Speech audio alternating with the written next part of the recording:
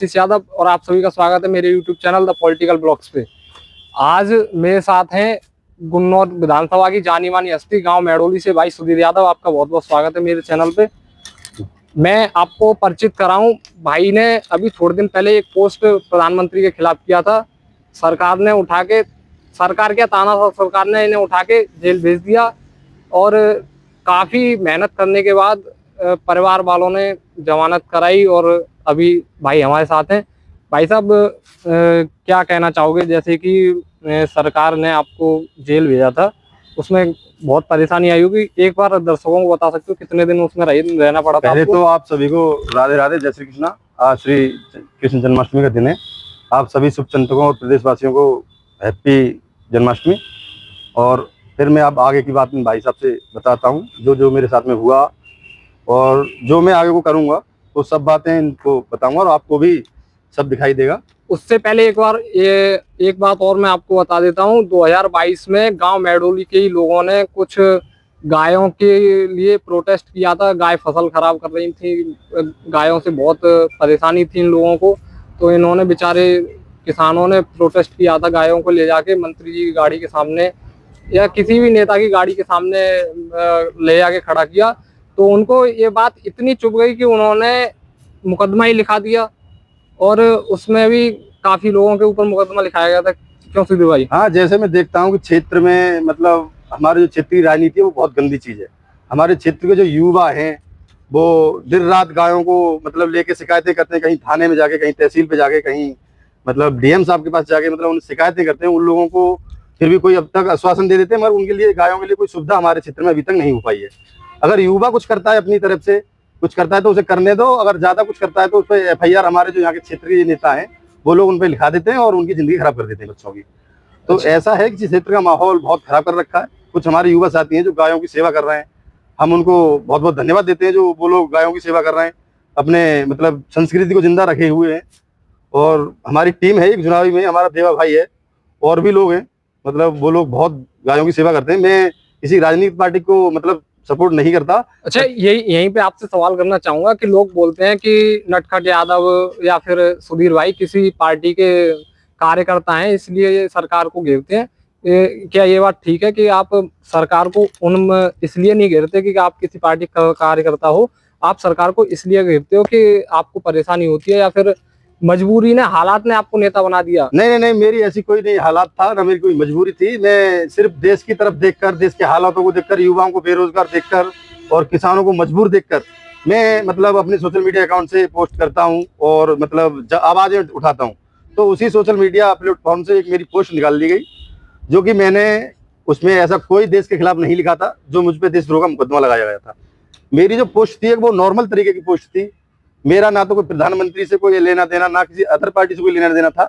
लेकिन अब जब मुझे परेशानी हो रही है और उसके बावजूद जब मुझे दूसरी पार्टी सपोर्ट कर रही है, तो भाई मैं दूसरी पार्टी का आप कैसे छोड़ूं, उसे उसका साथ देना पड़ेगा। एक चीज और यहीं पे आपसे पूछना चाहूंगा भाई, जैसे आप जेल गए थे तो किसी नेता ने आपकी जमानत में कुछ मेहनत की, कुछ योगदान? हाँ, मेहनत की थी। हमारे विधानसभा अध्यक्ष हैं बड़े भैया श्री अमित यादव। अच्छा। उन्होंने बहुत मेहनत की। हमारे इंजीनियर हैं भावेश भैया, उन्होंने भी मेरे लिए बहुत मेहनत की। और सबसे ज्यादा मेहनत की थी मेरे लिए हमारे एडवोकेट जो है सुमित भैया और राहुल भैया जी, उन्होंने बहुत मेहनत की थी मेरे लिए। मैं जब जब तारीख में आया था, कोर्ट में आया था, वो मुझे वहां पे खड़े मिले थे मौजूद, और उन्होंने मुझे आश्वासन दिया था कि मैं जल्दी से जल्दी तुम्हें बाहर निकाल दूंगा। अच्छा भैया, एक चीज और बताओ, जैसे कि आप पे मुकदमा तो अब भी होगा, मुकदमा थोड़ी हटा होगा, बाहर ही तो अब। हाँ, मुकदमा तो अब जब लग गया है तो वैसे तो नहीं हटेगा। उसमें थोड़ी बहुत तारीखें भी करनी पड़ेंगी, कोर्ट में केस भी होना पड़ेगा। अब हम इतने बड़े अपराधी तो है नहीं, या फिर हम इतने बड़े हिस्ट्री सीटर नहीं है जो हम अपनी तरफ से रुक जाए कोर्ट को चुनौती दें। एक चीज यहाँ मैं आपको क्रॉस करना चाहूंगा। जैसे आपने पोस्ट की, आपको जेल भेज दिया गया। हमारे ही देश के एक बाबा हैं जिनको आप जानते होंगे, गुरमीत राम रहीम। उनके ऊपर इतने मर्डर केसेस हैं और उनके ऊपर इतने सारे रेप केसेस हैं। उनको सरकार हर तीसरे दिन किसी मेहमान की तरह बुलाती है, जेल से बाहर भेज देती है। साहब घूमे आओ, 2-4 दिन पिकनिक में आओ, कभी कभी 20 दिन, कभी 40 दिन। आपने इतना बड़ा क्या गुनाह किया कि साहब आपको ले गए अंदर? बिल्कुल आपको ऐसे एकदम ऐसे अरेस्ट किया था कि पूरे थाने से बहुत सारी पुलिस बल एक साथ गया था। इतना बड़ा क्या आपका कोई गुनाह था? ना तो पाखंड फैलाता हूँ और ना मैं पाखंड पे विश्वास करता हूँ। वो अब मैं ये तो नहीं कह सकता कि गुरमीत जी पाखंड फैलाते हैं, इसलिए सरकार उन्हें पसंद करती है, या सरकार को वो पसंद करते हैं, मतलब दोनों नहीं, में कुछ यहाँ अच्छे संबंध रहे एक हों। बात मैं यहाँ पे क्रॉस कर सकता हूँ कि सरकार को वोट बैंक चाहिए। वोट बैंक सरकार को बाबाओं से मिलता है, इसलिए बाबा उनका जल्दी जल्दी हो जाता है। हाँ, मुझे लगता है आपको समाजवादी में नहीं, आपको बाबा होना चाहिए था। नहीं, ऐसा कुछ नहीं। अगर बाबा हो जाऊंगा तो घर परिवार को कौन संभालेगा? माँ बाप भी है, बच्चे भी अरे हैं, 2 लड़के हैं कैसी मेरे। बात कर रहे हो आप? बाबाओं के घर परिवार वाले नहीं है, बताओ। अब देखो, जैसे धीरेन्द्र कृष्ण शास्त्री जी अपने आप को अखंड ब्रह्मचारी बताते हैं और बोलते भी हैं शादी भी वो करेंगे। देखो, वो धीरेन्द्र और अब देखो वो शादी भी करेंगे। अब वो ऐसा तो है नहीं कि जब शादी करेंगे तो बच्चे ना हो, उनका भी परिवार है, उनके भाई भी हैं, सब है। वो है, वो तो देखो, ऐसा धीरेन्द्र शास्त्री जो है ना, वो उन्होंने देश के लिए बहुत गुमराह किया है। ये बहुत, मैं अभी मीडिया पे खड़ा हूँ, अब मैं आपके सामने बोल दूं कि ऐसा ऐसा हुआ। नहीं नहीं वो नहीं मैंने नहीं। अभी एक खबर देखी थी कुछ दिन पहले कि धीरेन्द्र शास्त्री जी एम्बुलेंस में अरे महिलाओं को भर के ले जा रहे थे, वो तस्करी करते हैं नहीं नहीं, ठीक तो है। ये कोई साधु संतों का काम नहीं होता है। साधु संतों का काम होता है मतलब भगवान का भजन करना, लोगों को अच्छी अच्छी शिक्षाएं देना, नहीं और सुधीर भगवान भाई, के प्रति आज उन्हें। बात वही करेंगे जब वेरीफाइड हो तो उसे छोड़ते हैं हम। बिल्कुल। अच्छा, एक बात और बताइए। जैसे कि हमारे प्रधानमंत्री मोदी जी हैं, भारतीय जनता पार्टी है, पूरे नेता हैं उसके, सिर्फ उनको धीरेन्द्र कृष्ण शास्त्री में ही ऐसा क्या दिखता है जो उनको बाबा प्रेमानंद महाराज में नहीं दिखता, जो आज के युवा के इतने बड़े आइडल हैं, जिन्होंने एक युवा पीढ़ी यानी जैन जी को इतनी बड़ी उसमें इतने घोर कलयुग में रास्ता दिखा रहे हैं, और उनकी बातों का असर होता है काफी लोगों पे, लेकिन सरकार उनकी तरफ क्यों नहीं ध्यान देती? उनको धीरेन्द्र शास्त्री क्यों दिखते हैं? ऐसा है, अब मैं धीरेन्द्र शास्त्री को जी तो ज्यादा सुनता नहीं हूँ, मैं प्रेमानंद महाराज जी को सुनता हूँ। और अभी वृंदावन गया था तो वहां पे भी मैंने उनकी चर्चाएं सुनी। वो है जो लोगों को है जो सच्चाई वो बताते हैं, परिवार गृहस्थी के बारे में बता देते हैं, सब चीज जो है वो अच्छा बताते हैं प्रेमानंद महाराज जी। और प्रेमानंद महाराज जी के अगर आप वचन सुनोगे तो बहुत अच्छे लगेंगे, और उनके वचन सुनने चाहिए हमें, तुम्हें और हमारे बच्चों को भी सुनना चाहिए, जिससे बच्चों को आगे को जीवन में कुछ सीख मिल पाए। क्योंकि हर कोई बार बार महात्मा नहीं आता है, तो या फिर साधु संत हो, या फिर हम गुरु, एक प्रकार से गुरु कह लें, तो ऐसा गुरु नहीं मिल पाएगा हमें जैसे प्रेमानंद महाराज जी समझाते हैं हमें। जैसे कि आप गन्नौर विधानसभा के रहने वाले हो, बदायूं लोकसभा के रहने वाले हो। अभी 2024 में चुनाव हुआ था, तो यहाँ पे एक मध्य प्रदेश के मुख्यमंत्री माननीय डॉक्टर मोहन यादव जी आए थे, और यादव होने की दुआई देकर उन्होंने यहाँ के लोगों से अपील की थी कि साहब आप वोट दीजिए बीजेपी को। उनके कहने पे, चलो मान लो अगर उनके कहने पे वोट दे भी देते हम लोग, तो अभी जैसे खाद की, यूरिया की चल रही है, बाढ़ जैसे दंड से गुजर रहे हैं हम, तो मोहन यादव जी कभी हालचाल लेते हैं आपके? ऐसा है, देखो अब बीजेपी वाले आप आरोप लगाते हैं विपक्ष पर कि विपक्ष जातिवाद की राजनीति करता है। अब बताओ, अब यही तुम देख लो कि हमारे क्षेत्र में मध्य प्रदेश के सीएम को लाया जाता है चुनाव प्रचार करने के लिए कि आप चलिए गुन्नौर में और चुनाव प्रचार करिए। मतलब क्यों? क्योंकि यहाँ जो है हमारा जो गुन्नौर क्षेत्र है वो यादव बाहुल क्षेत्र है, तो उनको इसलिए लाया जाता है कि आप अपने यादवों को रिझाओ, उनका वोट दिलाओ पार्टी को। अब मैं तो ये कहता हूँ, जब बीजेपी अच्छे कार्य कर रही है या सब लोगों की समस्या सुन रही है, अच्छे काम हो रहे हैं, फिर मतलब मध्य प्रदेश सीएम को लाने की क्या जरूरत थी? अरे योगी जी आ जाते, कह देते कि हम आपकी समस्या सुन रहे हैं, क्षेत्र की जनता को हम जो जो लाभ होंगे वो पहुंचाएंगे, तो क्या जरूरत थी उनकी लाने की? अच्छा, जातिवाद राजनीति यही करती कि आप हमारे घर के परिवार के लोगों को लाके अब हमारे सामान खड़े कर दोगे, और तुम कहोगे कि बताओ अपने परिवार के साथ जाओगे नहीं, तो भाई मजबूरियां जाना तो पड़ता है। मगर ऐसा है कि उधर भी परिवार था, इधर भी परिवार था, तो एक परिवार के साथ तो पुराने संबंध थे बहुत, वहां पे भाई रहना पड़ेगा, वहां नहीं छोड़ सकते। जी, एक चीज और मैं कहना चाहूंगा। जैसे योगी जी अभी 7 अगस्त को बैजोई में आए थे, 546 करोड़ रुपए दे के गए, 208 योजनाओं की सौगात दे के गए हैं जिले के लिए। तो अब भी आप खुश नहीं हो योगी जी से? देखो, योगी जी देख गए, उनके लिए धन्यवाद, जो इतनी उन्होंने सुविधाएं हमारे क्षेत्र में दी। लेकिन हमारी जो मेन सुविधाएं हैं वो 3-4 सुविधाएं। एक तो हमारे अंडरग्राउंड जो पानी निकल रहा है नलों से, सादा नलों से, वो मतलब क्षेत्र में गांव, किसी गांव में चले जाओ आप, तो वो पानी अगर तुम नल से भरोगे तो 5 मिनट रखने पर वो पानी पीला पड़ जाएगा, और उस पानी को हमारा क्षेत्र ग्रहण कर रहा है। उस पानी को पीने से सोचो कितनी बीमारियां बढ़ेंगी क्षेत्र में। ये चीज आज तक किसी ने, किसी चैनल पे, ना किसी नेता ने, ना किसी चीज अधिकारी ने इस पर गौर ही नहीं दी है। अच्छा, इस चीज को 2 पार्टियां हैं और दोनों पार्टियों के लोग अलग अलग तरह से देखते हैं। जैसे कि बीजेपी वाले कहते हैं कि साहब देखो, लोकसभा बदायूं आदित्य यादव जी पे, यानी वो समाजवादी पे, सैसवान विधानसभा समाजवादी पे, बदायूं चलो बदायूं को छोड़ते हैं, गन्नौर विधानसभा समाजवादी पे, असमोली विधानसभा समाजवादी पे, संभल विधानसभा समाजवादी पे, संभल लोकसभा समाजवादी पे। फिर भी योगी जी ने अपना बड़ा दिल दिखाया है और 546 करोड़ रुपए सभी भेदभाव को साइड में रख करके संभल को दिए हैं।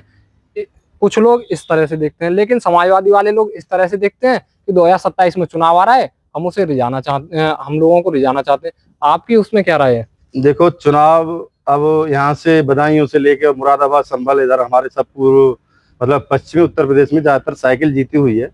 तो मैं चाहता हूँ कि साइकिल ही जीतती रहे। और फिलहाल मैं अभी योगी जी से सिर्फ इतनी अपील करूंगा कि क्षेत्र की जनता को मतलब खाद और पानी की व्यवस्थाएं, लाइट की व्यवस्थाएं, फसलें सूखी जाती हैं, लोग धान जोत देते हैं, आलू तक जोत देते हैं। मैंने अभी पहले भी वीडियो देखी थी आलूओं की, आलू जोत दिए थे किसी ने, कोई धान जोत रहा है। तो ये समस्या है क्षेत्र की, ये समस्याएं मतलब दूर होनी चाहिए। नेताओं का क्या है, नेता तो आज मतलब वो जीतते हैं कभी वो जीतते हैं, तो ये तो चलता रहता है, राजनीति की जरूरत है। और वो देखो जितना सत्ता पलटती रहती है उतना अच्छा रहता है। कोई ये थोड़ी है कि हम ये मतलब योगी जी की सत्ता आ गई तो अब योगी जी रहेंगे, नहीं ये सब नहीं, परिवर्तन अच्छा, होगा। एक चीज और, क्षेत्र के लोग बोलते हैं नटखट यादव या सुधीर भाई ये बहुत एक्टिव है पार्टी में। अब क्या, मेरा पर्सनल निजी सवाल है, क्या नटखट भाई को हम चुनावी मैदान में देख सकते हैं? नहीं, ऐसा है कि मैं पार्टी के लिए मतलब अपना सब कुछ न्यौछावर कर दूंगा, मतलब जैसे तन से धन से हर चीज से। और मेरा जितना भी समय होगा मैं पार्टी के लिए दूंगा, पार्टी के लिए ग्राउंड में मेहनत करूंगा। और अभी फिलहाल मैं थोड़े कुछ दिनों में ही अखिलेश भैया से मिलने जाने हूँ, उनसे मुलाकात करूंगा। मैं जेल से आया हूँ तब से मुलाकात नहीं हुई है। सांसद जी से सिर्फ मुलाकात हुई थी एक बार, बदायूं में मिले, वहाँ बबराला में मिले थे, वो किसी कार्यक्रम को लेकर आए थे, तो बबराला में उनसे मुलाकात हुई थी। अब मैं पहले अखिलेश भैया से मिलने जाऊंगा, अखिलेश भैया से मिलने के बाद आकर मैं ग्राउंड में मेहनत करूंगा, पार्टी के लिए खूब मेहनत करूंगा। ऐसी चीज नहीं है कि मैं मेहनत नहीं करूं। और मतलब लोगों को समझाऊंगा, जाके पार्टी के बारे में बताऊंगा सब चीजें। और हाँ, मैं पार्टी के लिए पूरी मेहनत करूंगा। नहीं, जैसे हम ये नहीं कहते आप बड़ा ही चुनाव लड़ो, जैसे कोई छोटा चुनाव मन में हो वैसा तो कोई देखो ऐसा है कि वो कहते नहीं, वो एक भजन दिया है कि समरिया कर दो बेड़ा पार। अब मैं कैसे कह दूं कि हाँ मैं चुनाव लड़ूंगा। अच्छा, एक चीज अगर और अखिलेश भैया आप चाहते तो कुछ कर सकता हूँ। अच्छा, एक बात आप और बताइए, जैसे कि आपने अभी कहा मैं पार्टी के लिए जान भी दे सकता हूँ, हाँ ठीक है, मैं मानता हूँ आपकी बात से सहमत हूँ। इस प्यार की वजह क्या है, इतना प्यार क्यों है समाजवादी से? देखो इतना पार्टियां और भी हैं भाई देश में, देखो मेरा कांग्रेस प्यार भी है जो है पार्टी के लिए वो बीजेपी भी है। इस वजह से है कि अखिलेश भैया की जब सरकार थी तो अखिलेश भैया ने इतने रोजगार दिए, युवाओं को इतना सम्मान दिया, शिक्षा दी, स्वास्थ्य दिया, क्या क्या नहीं, गरीबों को सुविधाएं दी, घर तक मतलब 100 नंबर पुलिस दी, एम्बुलेंसें चलाई, बताओ हर एक सुविधा उन्होंने दी थी। तो अब मैं ऐसी पार्टी के साथ रहना मेरा फर्ज बनता है, मैं ऐसी पार्टी के लिए रहूं और काम करूं। जैसे कि सुधीर भाई, एक आरोप आपकी पार्टी पे, समाजवादी पार्टी पे हमेशा लगता रहता है कि परिवारवाद परिवारवाद, यहाँ के समाजवादी लोग सिर्फ परिवार को ही आगे बढ़ाना चाहते हैं और बाकी लोगों को इतना वो नहीं देते। ऐसा कुछ नहीं, बीजेपी मनगढ़ंत कहानियां बना बनाकर मतलब समाजवादी परिवार को बदनाम करना और परिवारवाद का आरोप लगाकर उसके प्रति नफरत फैलाना देश प्रदेश में। और मतलब ये मनगढ़ंत कहानियां हैं बीजेपी, और कुछ नहीं। इस पर ये नहीं बोलना चाहिए परिवारवाद। परिवारवाद कहाँ नहीं है बीजेपी में, परिवारवाद नहीं, कौन कहता है परिवारवाद नहीं। हमारे पूर्व मुख्यमंत्री थे आदरणीय श्री कल्याण सिंह यादव, मतलब कल्याण सिंह जी, और उनके पुत्र हैं राजवीर सिंह, राजू भैया। हाँ, राजू। उनके पुत्र हैं संदीप सिंह जी, जो अभी फिलहाल उत्तर प्रदेश के शिक्षा मंत्री मतलब शिक्षा मंत्री हैं। और उन पर अभी जो कुछ विधानसभा में सवाल पूछा गया था, कुछ दिया था, लिख के दिया था, कोई संख्या थी, हाँ, तो उन्हें स्क्रिप्ट लिख के दिया था, तो उन पे 43,14,803 नहीं बोला गया, वो 43,14,803 कर रहे। तो ये ऐसे शिक्षा का मतलब मनोबल गिराना है, शिक्षा के बारे में बोला बहुत शर्मिंदगी की बात है, ऐसे नहीं बोलना चाहिए। अच्छा, वो पढ़े लिखे इंसान है। एक मेन सवाल और बहुत बढ़िया सवाल मैं आपसे करना चाहता हूँ। जो संसद में अभी पिछले दिन सवाल उठा था, सुधीर भाई आपके जुनावैया बबराले, आपके जो भी शहर हैं उनमें समोसे का आकार अभी तक फिक्स हुआ या नहीं हुआ? हाँ, ये सवाल बहुत गंभीर है भाई। ये देश को मतलब अर्थव्यवस्था देश की इधर से उधर कर सकता है। ये बीजेपी वालों के लिए ये सवाल बहुत शर्मिंदगी की बात है, ऐसा सवाल नहीं करना चाहिए। बताओ लोकसभा में ऐसे सवाल लोग पूछते हैं, सांसद होकर भी, और समोसे के बारे में बोलना। अरे यार, आप कैसी बात कर रहे हैं, ऐसा नहीं बोलना चाहिए, ये सवाल नहीं होना चाहिए। देश की समस्या होनी चाहिए उसमें, मतलब लोकसभा में नहीं। एक बात बताइए, आप ऐसी बात क्यों कर रहे हैं बताओ। जहाँ पे गोरखपुर में अभी नाले में गिर के एक बच्ची की मौत हो गई, और एक सरकारी स्कूल से छत टूट के गिरी, छत का टुकड़ा, और उससे एक बच्चा घायल हो गया।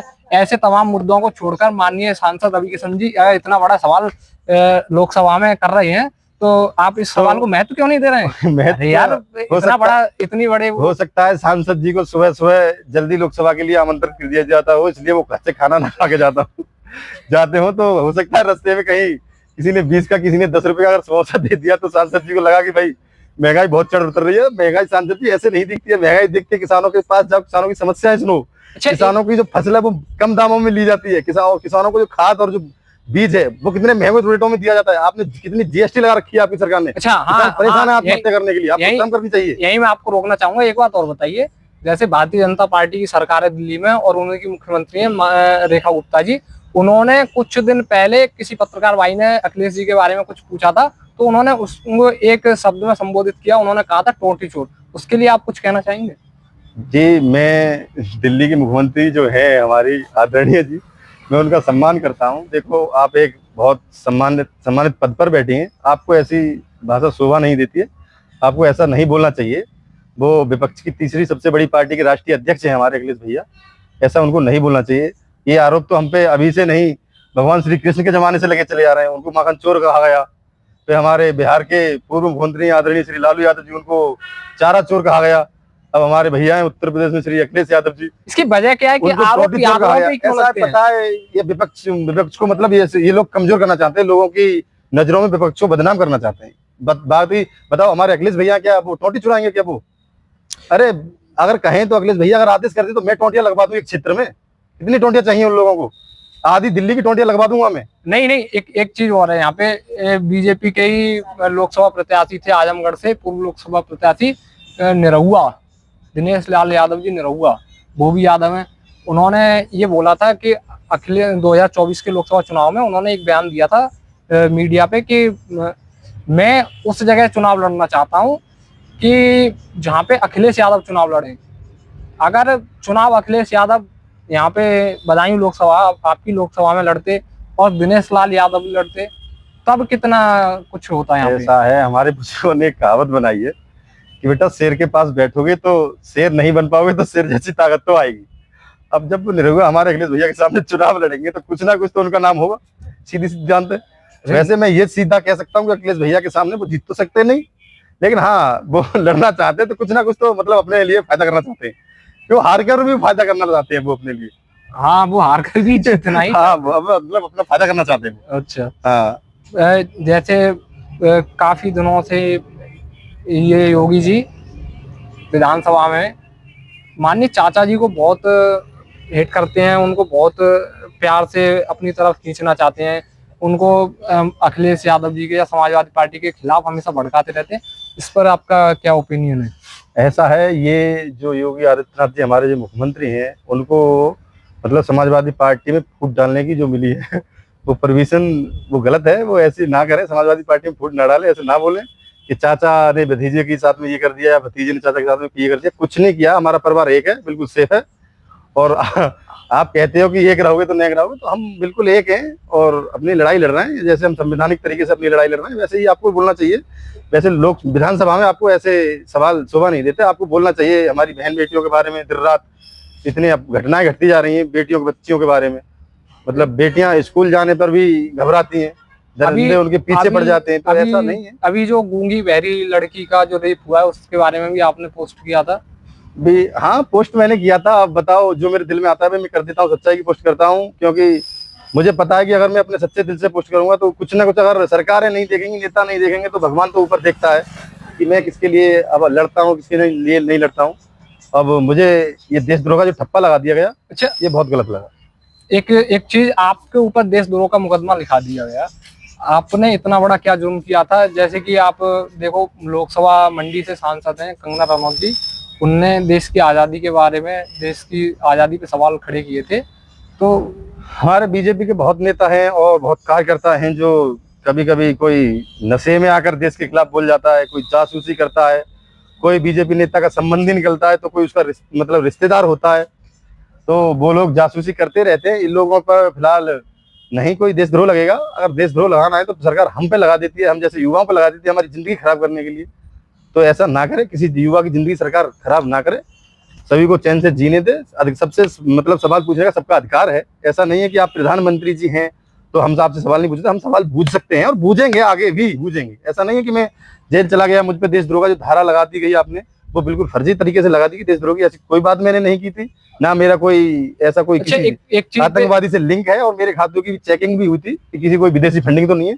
तो मेरे खाते में ना ऐसी कोई फंडिंग है ना कुछ भी, मैं एक बिल्कुल शुद्ध हूँ, और मैं अपने परिवार के लिए जो करता हूँ बिल्कुल निष्पक्ष करता हूँ, कुछ भी नहीं है मेरे पास। अच्छा, एक चीज और मैं आपसे क्लियर करना चाहूंगा, जैसे इन दिनों ये लोग देश में फूट डाल रहे हैं, जैसे आपने बताया था थोड़ी देर पहले कि ये लोग पार्टी में फूट डालते हैं, ये लोग धर्म के नाम पे भी बहुत ज्यादा वो करते हैं।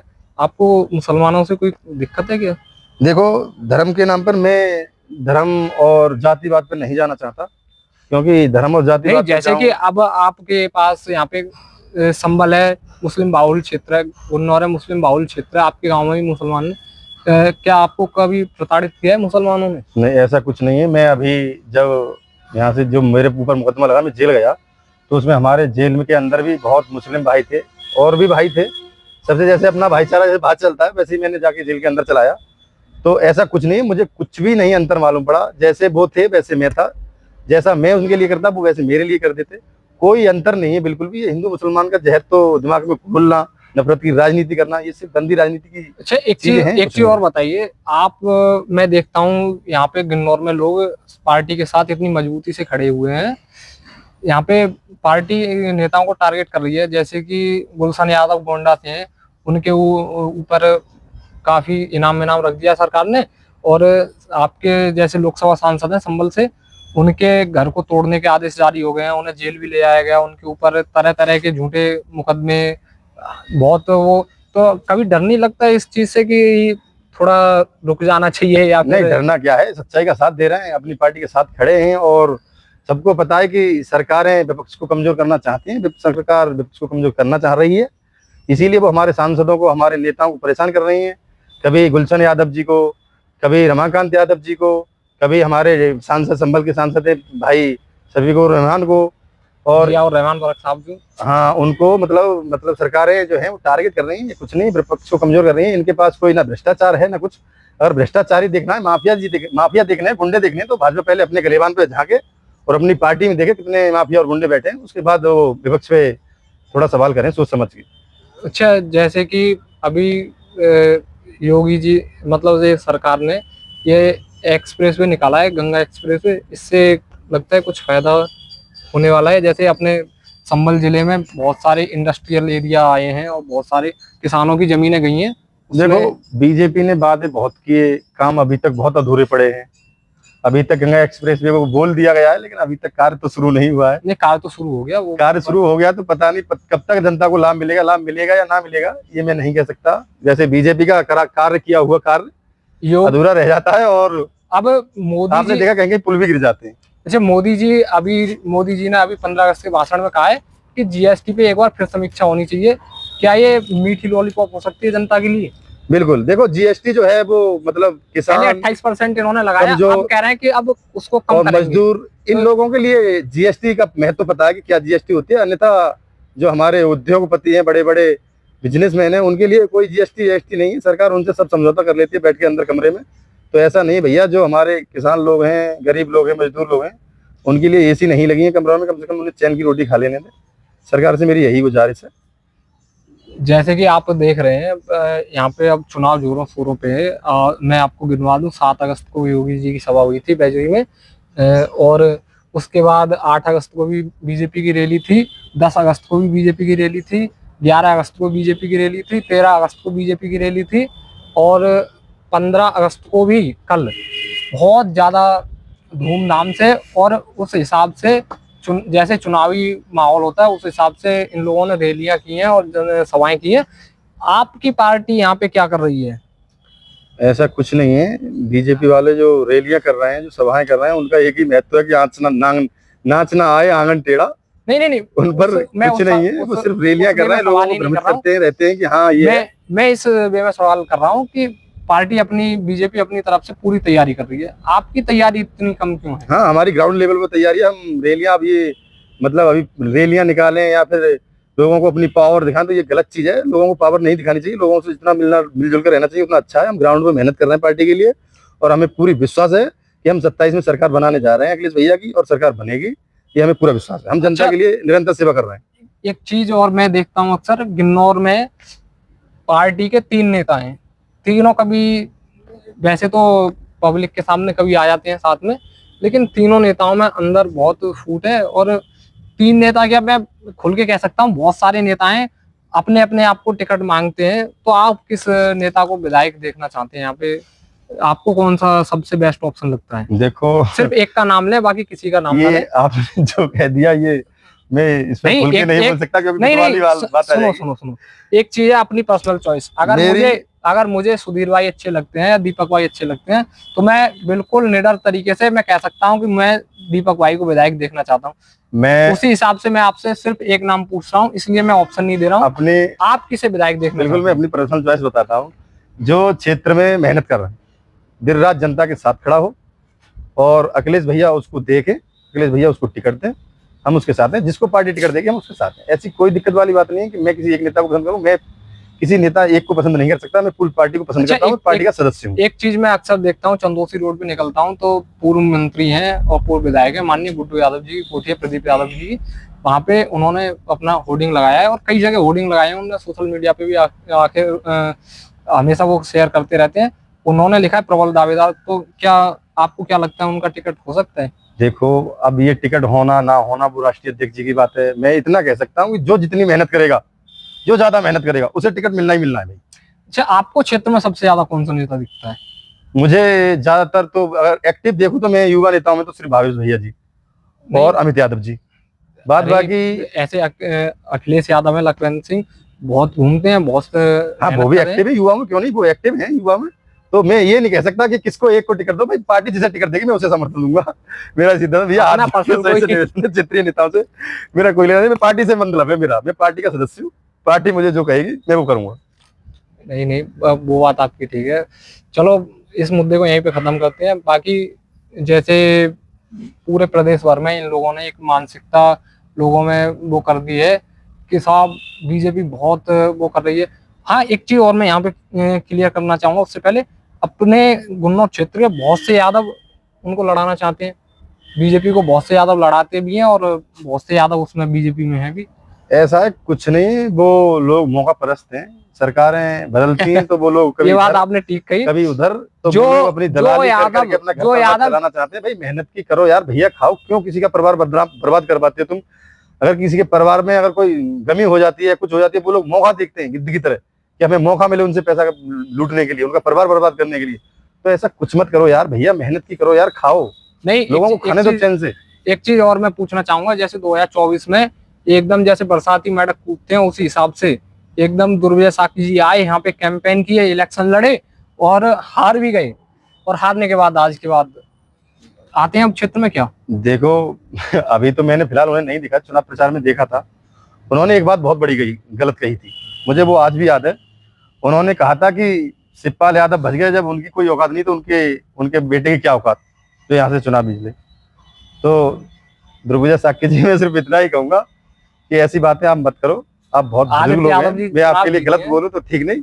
आदित्य भैया मेरी दिल की धड़कन है, और आदित्य भैया अगर चाहे, अगर दोबारा चुनाव लड़े, तो अगर जनता चाहे कि हमें आदित्य के बदले ये चाहिए, तो मैं अपनी जान दे दूंगा, कोई बात नहीं, मुझे आदित्य भैया को ही चुनाव लड़ाना है दोबारा। चलो, और मैं आपको एक बार फिर बताना चाहता हूँ, बहुत ही निडर, बहुत ही युवा और बहुत ही मेहनती नेता हैं इन्होंने।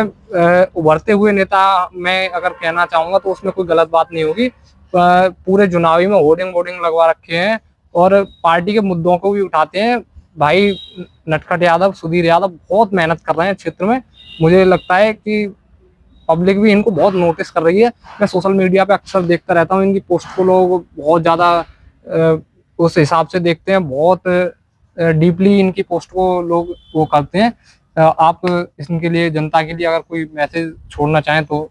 हाँ मेरा मैसेज है, पता है मुझे, मैं क्षेत्र में घूमता हूँ, लोगों से मिलता रहता हूँ, तो कुछ जो है हमारे क्षेत्रीय नेता हैं जो वो भी जाते हैं, मैं ऐसा नहीं कह दूंगा वो नहीं जाते हैं, वो भी जाते हैं, मगर सबके पास वो दिल नहीं होता समझने के लिए। लोगों को दिल, जो दर्द होता है वो सबके पास नहीं होता। मैं लोगों का दर्द समझता हूँ, महसूस करता हूँ उसे, तब मुझे लिखना पड़ता है, मजबूरी में लिखता हूँ। और मैं युवा हूँ, अगर मैं अभी फिलहाल अगर नहीं बोलूँगा तो शायद मैं नहीं बोल सकता कभी, क्योंकि जो मेरे अंदर जो जोश और जुनून जो भी है वो होना चाहिए। और मैं पार्टी के लिए काम कर रहा हूँ और लोगों के लिए दिन रात जो होगा मैं वो कर दूंगा।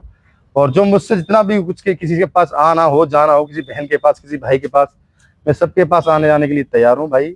ऐसा कुछ नहीं है, मैं बहुत एक नॉर्मल सिंपल तुम्हारे परिवार का हिस्सा हूँ, तुम्हारे परिवार का बच्चा हूँ।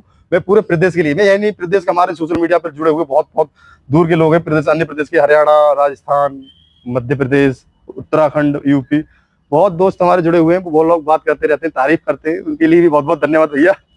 मैं बस आपकी एक कृपा चीज है। मैं यहाँ और क्लियर करना चाहूंगा कि ऐसा नहीं है कि बहुत पहले से प्लान था ये आज इनको बुलाने का। ऐसा कोई प्लान नहीं था। मैं चुनावी में था, भैया यहाँ पे सड़क पे मिल गई और ये यहाँ पे आए। मेरे सवाल तो पहले के थे, लेकिन इन्होंने जो बोला है वो सिर्फ मौखिक बोला है, इनकी कोई तैयारी नहीं थी। और मैं इसकी बहुत सराहना करना चाहूंगा। सुधीर भाई ने बहुत अच्छा, अच्छे से भी अच्छा, बहुत अच्छा बोला है और बहुत बढ़िया। अगर कोई गुन्नौर से अगर कोई बढ़िया प्रवक्ता पार्टी के बन सकते हैं तो सुधीर भाई बहुत अच्छे प्रवक्ता बन सकते हैं, इसमें कोई दो राय नहीं है।